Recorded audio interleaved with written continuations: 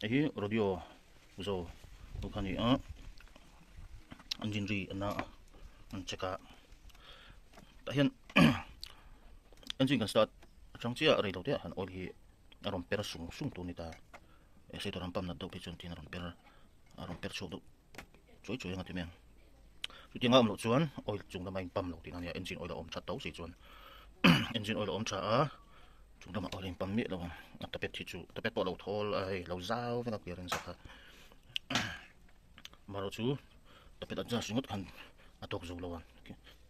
thế mà chúng ta mà oil pam thấy lâu khá chỉ là hai ta chú đặt chuan cần chia ta check cái về là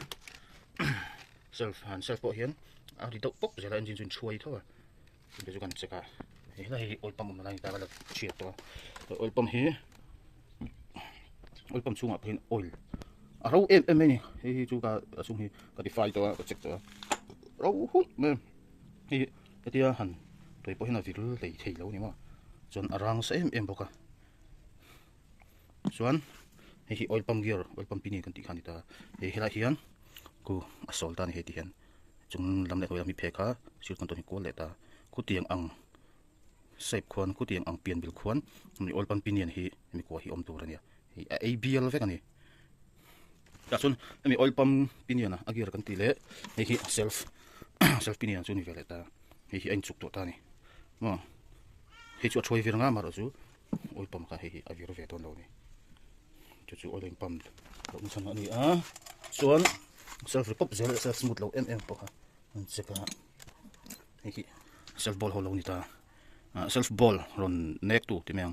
hay mi hay hết dia hay thì hiện tiết lông đục thấy tu như ta bác tí cho ron neck về nghe ya bác ní chú atlum tang thế cái này chú ngạc quan spring net hiện chú ngạc tang lu thế cái chú hay chú spring tekan pot mar đâu à self ball chú làm mình lắc tu ra cái ngay ya chú chế tăng lại chú hay khi ta hiện hiện kiểu ta này đi hiện kiểu ta akhat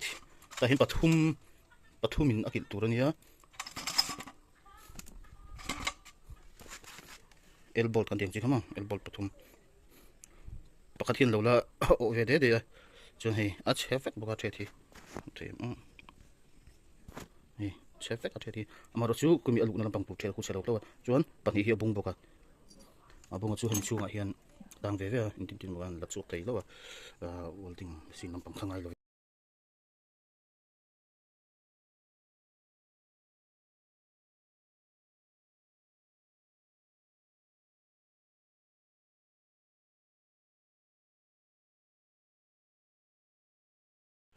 oil pump te fit thar za te sang trong hian oil on persole sualo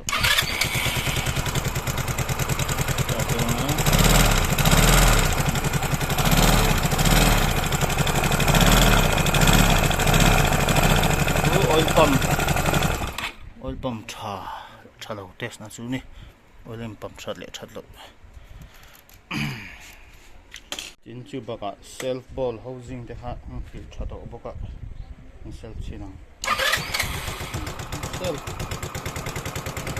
self free pa moi to khop mai ha ka chun vom ri pop ri to chuối je la nghe self thei lo chang te tan chang thế mà cái gì nó dậy cậu khóc này